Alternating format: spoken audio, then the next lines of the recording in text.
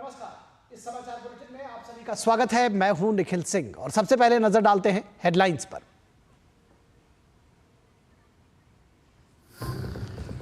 छत्तीसगढ़ के बीजापुर में नक्सलियों की कायराना हरकत, सुरक्षा बलों के वाहन पर आईईडी ब्लास्ट से उड़ाया डीआरजी के 8 जवान और एक ड्राइवर शहीद।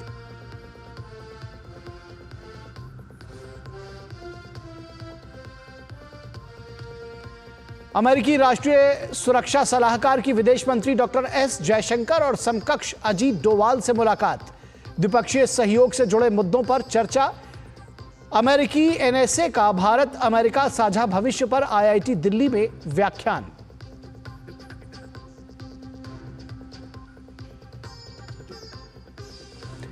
आलीशान शीश महल नहीं छोड़ रहा अरविंद केजरीवाल का पीछा, कई गुना लागत बढ़ने और करोड़ों के ऐशो आराम पर भाजपा ने मांगा जवाब। कहा, कैग रिपोर्ट में बेनकाब हुए हैं केजरीवाल के कई गबन।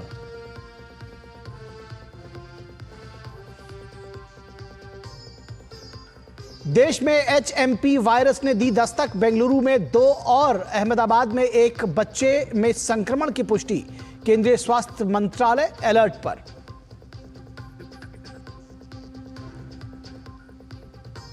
श्री गुरु गोविंद सिंह जी के प्रकाश पर्व पर देश भर में कार्यक्रम, केंद्रीय गृह मंत्री अमित शाह ने दिल्ली के गुरुद्वारा रकाबगंज साहब में टेका मत्था।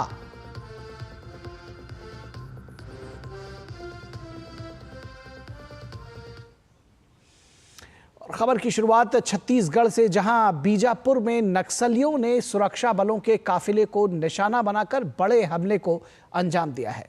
इस हमले में 8 जवान और एक ड्राइवर शहीद हो गए हैं। नक्सलियों ने डीआरजी जवान के वाहन को निशाना बनाते हुए आईईडी ब्लास्ट किया। सुरक्षा बलों के वाहन के पास विस्फोटक से लदे वाहन में विस्फोट कर दिया। बीजापुर के कुटरू बेदरे मार्ग पर नक्सलियों ने घटना को अंजाम दिया है। कुछ जवानों के घायल होने की भी खबर है। 2-3 दिनों से जिला बीजापुर, नारायणपुर और दंतेवाड़ा के सीमावर्ती इलाके में सुरक्षा बल द्वारा अभियान संचालित की जा रही थी। इस अभियान में टोटल अब तक 5 माओवादी की डेड बॉडी रिकवर की गई थी। हमारे एक जवान मुठभेड़ में उनका शहादत भी हुआ। तत्पश्चात अभियान के बाद सर्चिंग को पूर्ण करके सुरक्षा बल द्वारा वापस बेस कैंप आ रहे थे। इस दौरान जिला बीजापुर की बेदरे एवं कुट्टू के बीच में अम्बेली के पास माओवादी द्वारा लाए गए एक आईडी ब्लास्ट की चपेट में आने से हमारा एक वाहन आईडी के चपेट में आ गई थी। उसमें सवार हमारा 8 डीआरजी दंतेवाड़ा के जवान का शहादत हो गई, तो उसके एक ड्राइवर का भी शहादत हो गई। कुल 9 का शहादत का भी जानकारी प्राप्त हो रहे थे। उस स्पॉट में भी रीइंफोर्समेंट टीम और अन्य जितना भी जो इवैक्यूएशन टीम पहुंच गए थे।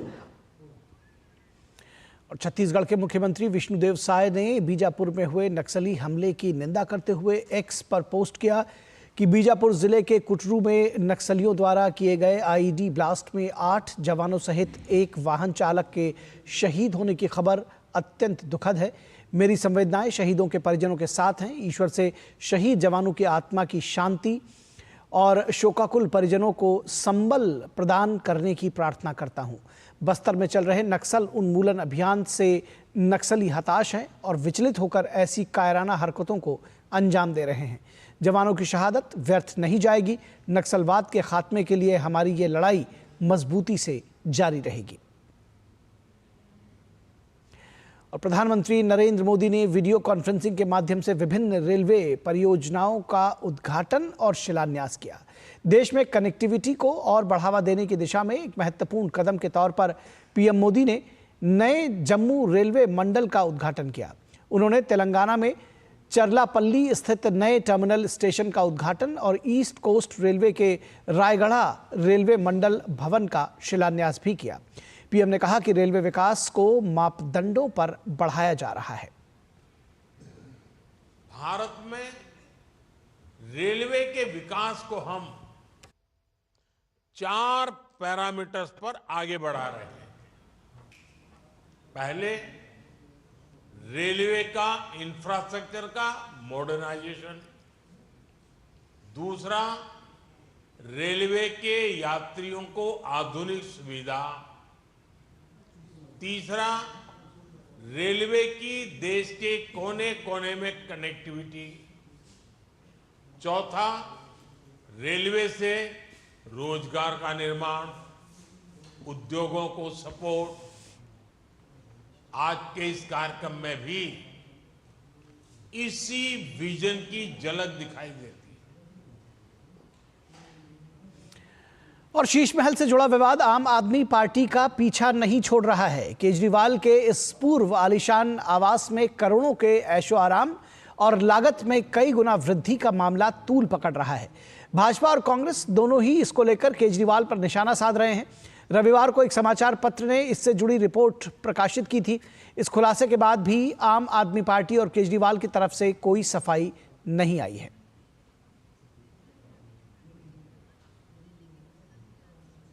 भाजपा प्रवक्ता संबित पात्रा ने आम आदमी पार्टी के संयोजक अरविंद केजरीवाल पर हमला बोलते हुए कहा कि दिल्ली सरकार के लिए कैग की रिपोर्ट पर शीश महल के टेंडर और खर्चे को लेकर आम आदमी पार्टी पर को जवाब देना चाहिए।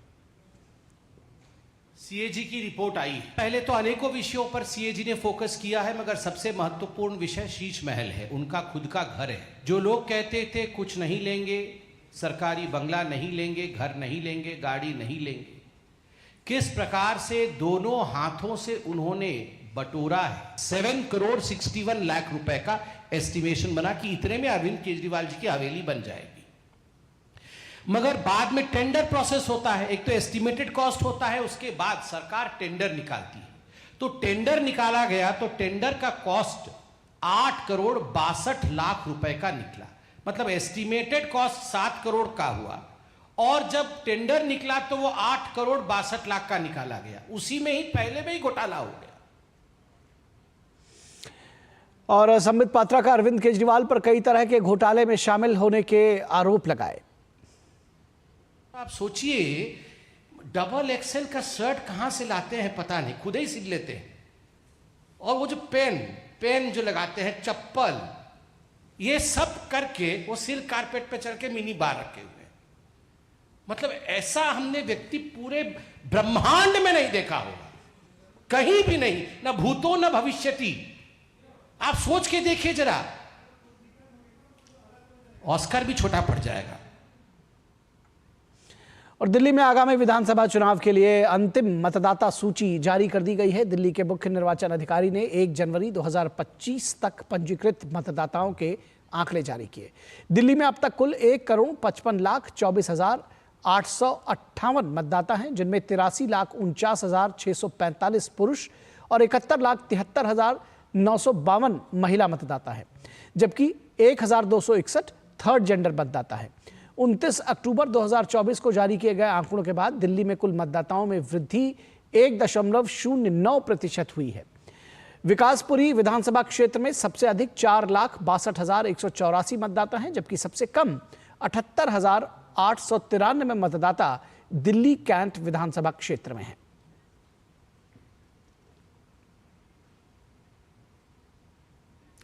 और चीन में फैल रहे HMPV वायरस ने भारत में भी दस्तक दे दी है। केंद्रीय स्वास्थ्य मंत्रालय ने कहा है कि कर्नाटक में 2 और अहमदाबाद में 1 बच्चे में HMPV संक्रमण पाया गया है। कर्नाटक में 3 महीने की बच्ची और 8 महीने के बच्चे में संक्रमण मिला है। 3 महीने के बच्चे को इलाज के बाद अस्पताल से छुट्टी दे दी गई है। वहीं 8 महीने के बच्चे का इलाज फिलहाल जारी है। दोनों संक्रमित बच्चों और उनके परिजनों का कोई भी अंतर्राष्ट्रीय यात्रा का इतिहास नहीं है। स्वास्थ्य मंत्रालय ने कहा कि HMPV पहले से भी भारत सहित दुनिया भर में प्रचलित है। इससे जुड़ी श्वसन संबंधी बीमारियों के मामले पर कई देशों में ऐसे मामले सामने आए हैं। वहीं ICMR और एकीकृत रोग निगरानी कार्यक्रम नेटवर्क के मौजूदा आंकड़ों के आधार पर देश में इन्फ्लुएंजा जैसी बीमारी या गंभीर तीव्र श्वसन बीमारी के मामलों में कोई असामान्य वृद्धि नहीं हुई है। मंत्रालय ने कहा कि स्थिति पर नजर रखी जा रही है। ICMR पूरे वर्ष HMPV प्रचलन के रुझानों पर नजर रखना जारी रखेगा। हालांकि विश्व स्वास्थ्य संगठन पहले से ही चीन में किए जा रहे उपायों की जानकारी दे रहा है। इसे लेकर सभी स्वास्थ्य इकाइयां अलर्ट पर हैं। और टीबी मुक्त भारत अभियान के तहत आज नई दिल्ली में अंतर मंत्रालयी बैठक हुई। बैठक में टीबी उन्मूलन के लिए चलाए गए 100 दिवसीय गहन अभियान की समीक्षा की जाएगी और आगे की प्रगति पर चर्चा होगी। बैठक में केंद्रीय स्वास्थ्य मंत्री जेपी नड्डा, केंद्रीय श्रम एवं रोजगार मंत्री मनसुख मांडविया, केंद्रीय महिला एवं बाल विकास मंत्री अन्नपूर्णा देवी और केंद्रीय भारी उद्योग मंत्री HD कुमारस्वामी मौजूद हैं। इसके अलावा कई मंत्रालयों के वरिष्ठ अधिकारी भी मौजूद हैं। भारत ने 2025 तक टीबी उन्मूलन का लक्ष्य रखा है।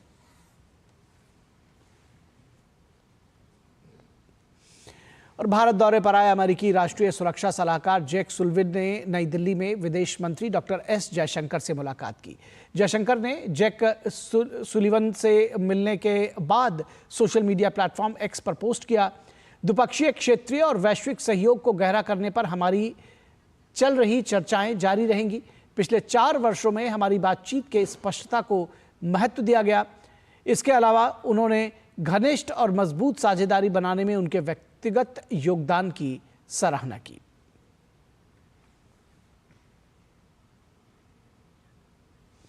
यहां रुकेंगे एक छोटे से ब्रेक के लिए, कहीं मत जाइएगा, जल्द हाजिर होंगे।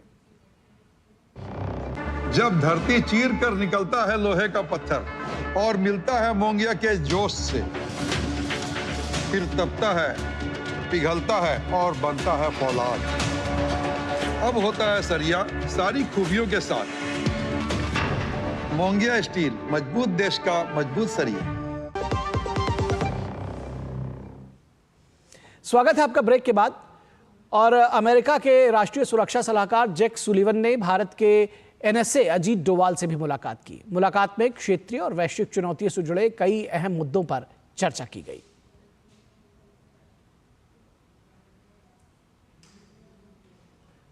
और खबर दिल्ली से। दिल्ली पुलिस मुख्यालय में DCP सेंट्रल ने 9 बांग्लादेशी घुसपैठियों की गिरफ्तारी पर प्रेस वार्ता की। ये घुसपैठियां अवैध तरीके से मध्य दिल्ली के इलाकों में रह रहे थे। DCP सेंट्रल ने सघन जांच अभियान के बाद सभी घुसपैठियों को गिरफ्तार किया और आगे की जांच की जा रही है।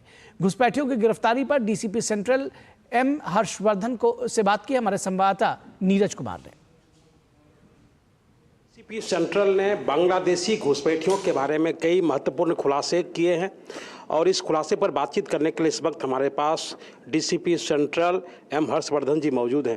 सर, आज के खुलासे में क्या महत्वपूर्ण है?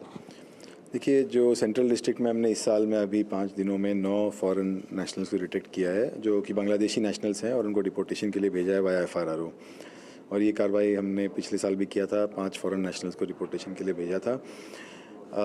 इसमें दोनों ही तरह के फॉरेन नेशनल्स हैं जो कि इलीगली इंडिया में एंटर करके फिर यहाँ पे रह रहे हैं, और वो भी हैं जो लीगली एंटर करके ओवरस्टे कर रहे हैं। तो इसको हम अभी इन्वेस्टिगेट कर रहे हैं, उसमें कुछ एस्पेक्ट्स को। अभी बहुत ही इनिशियल स्टेज पे इन्वेस्टिगेशन है, but we are committed to finding out the entire nexus.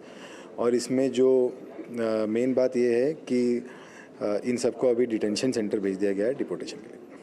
Sir, ये इसका जो आने का रूट है, किस तरफ से आते हैं और कैसे ये अवैध रूप से यहाँ पे रुके रह जाते हैं, इसके बारे में भी जानकारी महत्वपूर्ण है।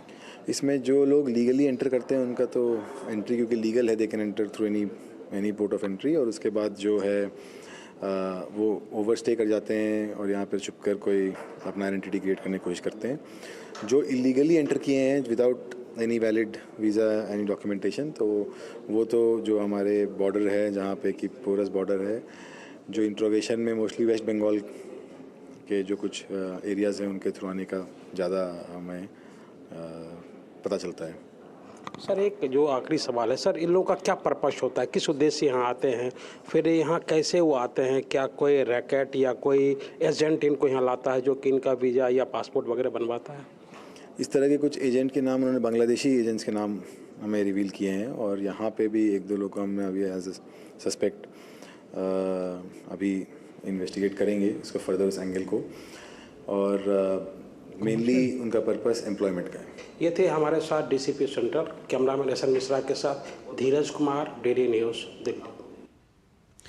तो अवैध बांग्लादेशियों की धरपकड़ पर बातचीत की हमारे संवाददाता धीरज कुमार ने। और रुकेंगे एक छोटे से ब्रेक के लिए, कहीं मत जाइएगा, जल्द हाजिर होंगे।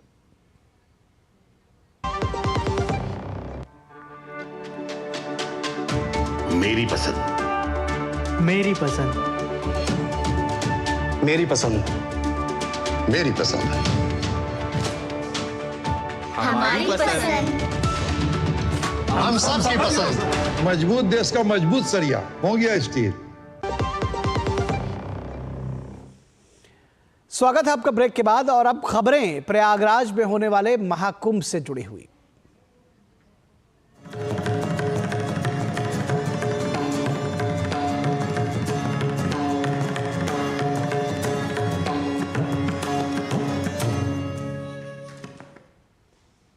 बात दिव्य भव्य महाकुंभ की। प्रयागराज महाकुंभ में सुरक्षा की जिम्मेदारी उत्तर प्रदेश पुलिस के पास है, जिसमें केंद्र और राज्य की तमाम एजेंसियां सहयोग कर रही हैं। क्षेत्र की सुरक्षा पर प्रयागराज के एडीजी भानु भास्कर से बातचीत की हमारे संवाददाता रामेंद्र सिंह ने। पुलिस ने कुंभ की सुरक्षा की जिम्मेदारी अपने कंधों पर ली है। आपको दिखाएंगे कि जितनी भी गाड़ियां आ रही हैं उनको रैंडम चेक किया जा रहा है कि कौन कहां से आ रहा है, उनकी डिग्गी में क्या रखा है, कोई ऐसा अवैध सामान इधर से उधर ना हो, कोई मेला की सुरक्षा को लेकर के कोई चुनौती ना हो। इस तरीके से पुलिस पूरी तरह तत्पर है। हमारे पास लगभग इस वक्त केंद्र सरकार के, राज्य सरकार के बहुत भारी संख्या में पुलिस बल हैं और हर एक जगह पे प्रयागराज जनपद के बाहर, उत्तर प्रदेश की सीमाओं में और प्रयागराज की सीमाओं में तमाम पुलिस बल लगे हुए हैं जो लगातार इसे कर रहे हैं। उसके साथ साथ हमारे अन्य बल जैसे एटीएस है और हमारे जल पुलिस है, तो जल से, वायु से, नभ से सभी तरीके से तैयारी हमारी कंप्लीट है और लगातार उसको प्रशिक्षण किया जा रहा है, लगातार उसकी टेस्टिंग की जा रही है, मॉक ड्रिल किया जा रहा है ताकि कोई व्यवस्था से हम लोग डील कर सकें। हम लोग के पास तमाम आसूचनाएं आई हैं जो स्थानीय पुलिस की दी गई हैं, स्थानीय प्रशासन के द्वारा दी गई हैं और लखनऊ हेडक्वार्टर से भी दी गई हैं। सभी आसूचनाओं पे कार्रवाई की जा रही है, उसको तुरंत परीक्षण किया जा रहा है।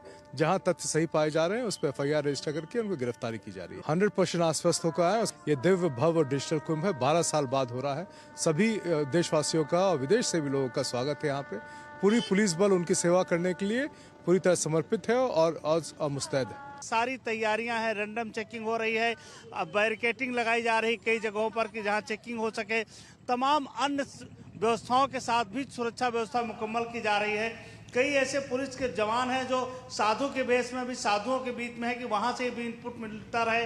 क्योंकि आईबी ने जो इनपुट दिया था कि कुछ लोग ऐसे हैं जो खलल डाल सकते हैं महाकुंभ मेले में, उसको लेकर के पूरी तैयारी की है पुलिस ने और पुलिस लगातार इस काम में लगी है कि मेला में कोई व्यवधान न हो, किसी की सुरक्षा को, किसी को भी कोई दिक्कत ना आने पाए, इसको लेकर के पुलिस पूरी तरह तत्पर दिख रही है। कैमरामैन विवेक कश्यप के साथ रामेंद्र सिंह, डीडी न्यूज, प्रयागराज महाकुंभ। और उत्तर प्रदेश के प्रयागराज में महाकुंभ के लिए सुरक्षा के पुख्ता बंदोबस्त किए गए हैं। अभी आपने ये रिपोर्ट देखी और इसके साथ ही किसी भी आपात स्थिति, खासकर वाटर इमरजेंसी से निपटने के लिए एनडीआरएफ के जवान भी तैनात हैं। ये जवान 24 घंटे महाकुंभ की सुरक्षा के लिए तैनात रहेंगे। जवान नए सुरक्षा उपकरणों से लैस है, यानी अत्याधुनिक उपकरण भी उनके पास है। डीडी न्यूज के संवाददाता शैलेंद्र मिश्र ने एनडीआरएफ के डीआईजी से विशेष बातचीत की। महाकुंभ 2025 के लिए सभी सुरक्षा एजेंसियां भी तैनात हैं। किसी भी संभावित दुर्घटना से निपटने के लिए पूरी तरह से तैयारी हो चुकी है। एनडीआरएफ की जो टीम है वो भी घाटों पर मौजूद रहेगी नए सुरक्षा उपकरणों के साथ। हम बात करेंगे एनडीआरएफ के डीआईजी से और जानेंगे कि क्या कुछ तैयारियां हैं, किस तरह से एनडीआरएफ टीम तैनात है महाकुंभ में। एनडीआरएफ के डीआईजी एमके शर्मा हमारे साथ हैं। कितनी तैनाती है एनडीआरएफ की महाकुंभ के लिए? महाकुंभ के लिए एनडीआरएफ की 20 टीमें तैनात हैं, जो कि वाटर इमरजेंसी के साथ सीवीआरएन इमरजेंसी, सीवीआरएन इमरजेंसी का मतलब केमिकल, बायोलॉजिकल, रेडियोलॉजिकल और न्यूक्लियर इमरजेंसी, और सीएसएसआर टीम्स जो कि किसी तरीके का कहीं दुर्घटना हो जाती है, कोलैप्स स्ट्रक्चर वगैरह होता है, तो अगर कहीं जैसे टेंटेज एकोमोडेशन है या उसमें इस तरीके का कहीं कुछ होता है तूफान से, आंधी से या और किसी अव्यवस्था के कारण, तो उसमें किस तरीके से मदद पहुंचाई जाए, उसमें भी हमारे पास जो यहाँ की स्पेशल टीमें हमारी आई हुई हैं। लेकिन मेन फोकस हमारा वाटर इमरजेंसी पर रहेगा। आप कह रहे हैं वाटर इमरजेंसी के लिए अभी जो हम मॉक ड्रिल देख रहे थे, कौन कौन से नए उपकरण हैं जिनके जरिए आप यहाँ तैनात रहेंगे, आपके जवान तैनात रहेंगे? इस मॉक ड्रिल का जो उद्देश्य था वो ये था कि रियल टाइम में किस तरीके की चुनौतियां आएंगी उनका अभ्यास देना। और आप देख रहे हैं सामने ही संगम का क्षेत्र है, तो इसमें हम अभ्यास करा रहे हैं। जहां तक उपकरणों का सवाल है, आप देख रहे हैं कि हमारी ये जो बोट है ये बहुत ही पावरफुल स्पीड बोट है। इसके साथ में हमारे पास सोनार सिस्टम है, हमारे पास रिमोट लाइव बॉय है, हमारे पास ट्रेंड गोताखोर हैं जो काफ़ी अनुभवी गोताखोर हैं, जिनको लंबे समय तक गोताखोरी करने का अभ्यास है। इसके अलावा under water torch, under water camera, इस तरीके के सभी उपकरण हैं जिससे कि अगर कोई दुर्घटना हो जाए। एमके शर्मा एनडीआरएफ के डीआईजी हैं, वो बता रहे थे कि किस तरह से 20 टीमें तैनात हैं एनडीआरएफ की मेला क्षेत्र में, और वाटर इमरजेंसी पर सबसे ज्यादा जोर रहेगा। तमाम जो अन्य एजेंसियां उनके साथ तालमेल बिठाकर कि कोई भी अगर दुर्घटना होती है या फिर कोई भी ऐसी स्थिति आती है जहां पर किसी को बचाने की जरूरत है, तो एनडीआरएफ की टीम मुस्तैदी से तैनात रहेगी नए सुरक्षा उपकरणों के साथ, और सुनिश्चित किया जाएगा कि कोई भी व्यक्ति डूबने न पाए। कैमरामैन मोर मुकुट शर्मा के साथ शैलेंद्र मिश्र, डीडी न्यूज, प्रयागराज।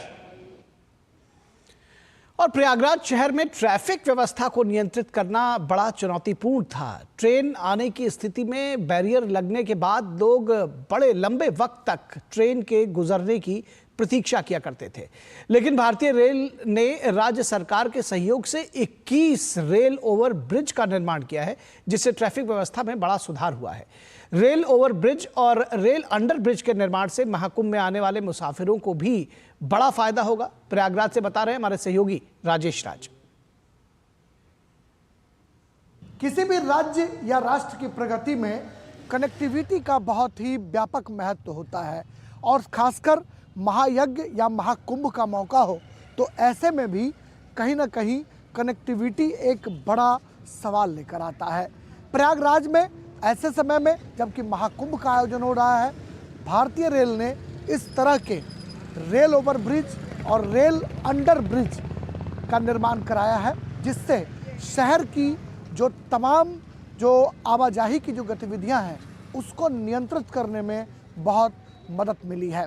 पहले घंटों तक बैरियर जो था, बैरियर पर लोग आकर खड़े रहते थे, गाड़ियां खड़ी रहती थी, और इसकी वजह से मुसाफिरों को आवाजाही में प्रयागराज में बहुत दिक्कतों का सामना करना पड़ता था।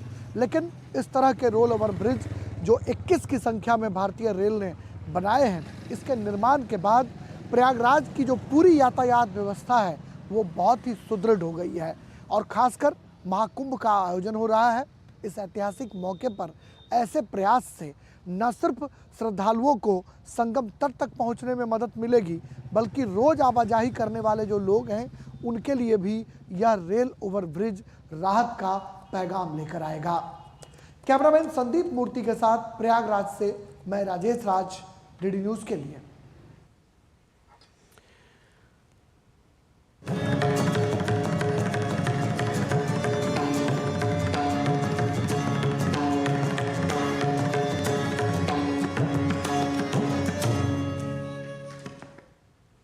और यहां रुकेंगे एक छोटे से ब्रेक के लिए, कहीं मत जाइएगा, जल्द हाजिर होंगे। जब धरती चीर कर निकलता है लोहे का पत्थर और मिलता है मोंगिया के जोश से, फिर तपता है, पिघलता है और बनता है फौलाद। अब होता है सरिया सारी खूबियों के साथ। मोंगिया स्टील, मजबूत देश का मजबूत सरिया। और श्री गुरु गोविंद सिंह जी के प्रकाश उत्सव पर देश भर में कार्यक्रम हो रहे हैं। केंद्रीय गृह मंत्री अमित शाह रकाबगंज गुरुद्वारा पहुंचे, जहां उन्होंने प्रकाश पर्व कार्यक्रम में हिस्सा लिया। इस दौरान वे गुरुद्वारा प्रबंधन कमेटी के सदस्यों के साथ सत्संग हॉल पहुंचे और मत्था टेका। अमित शाह के साथ आरपी सिंह, प्रवेश वर्मा, मनजिंदर सिंह सिरसा और प्रबंधन कमेटी के सदस्य हरमीत सिंह कालका सहित कई नेता मौजूद रहे।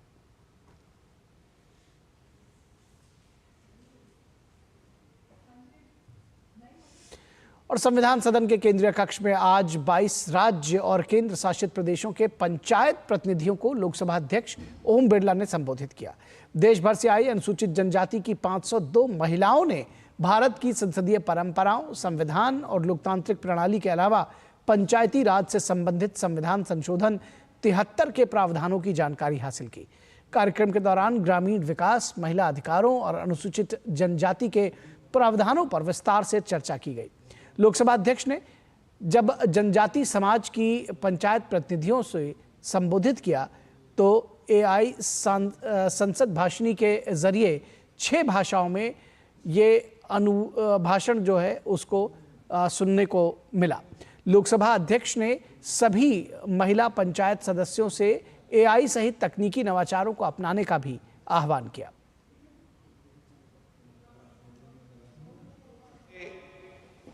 सामाजिक क्षेत्र हो, चाहे राजनीति क्षेत्र हो, चाहे विज्ञान का क्षेत्र हो, चाहे टेक्नोलॉजी का क्षेत्र हो, चाहे अंतरिक्ष का क्षेत्र हो, हर क्षेत्र के अंदर इस देश की महिलाओं ने इस देश के विकास में बहुत बड़ा योगदान दिया है। हमारी लोकतंत्र की सबसे महत्वपूर्ण संस्था पंचायत राज के अंदर आपके नेतृत्व से उन जनजाति क्षेत्र के अंदर सामाजिक आर्थिक विकास, महिलाओं को स्वावलंबन बनाना, ग्रामीण कुटीर उद्योग को बढ़ाना, उस सब में भी आपका बहुत बड़ा योगदान है। और टीबी मुक्त भारत अभियान के तहत आज नई दिल्ली में अंतर मंत्रालयी बैठक हुई। बैठक में टीबी उन्मूलन के लिए चलाए गए 100 दिवसीय गहन अभियान की समीक्षा करने के साथ ही आगे की प्रगति पर भी विस्तार से चर्चा हुई। बैठक में केंद्रीय स्वास्थ्य मंत्री जेपी नड्डा, केंद्रीय श्रम एवं रोजगार मंत्री मनसुख मांडविया, केंद्रीय महिला एवं बाल विकास मंत्री अन्नपूर्णा देवी और केंद्रीय भारी उद्योग मंत्री HD कुमारस्वामी मौजूद रहे।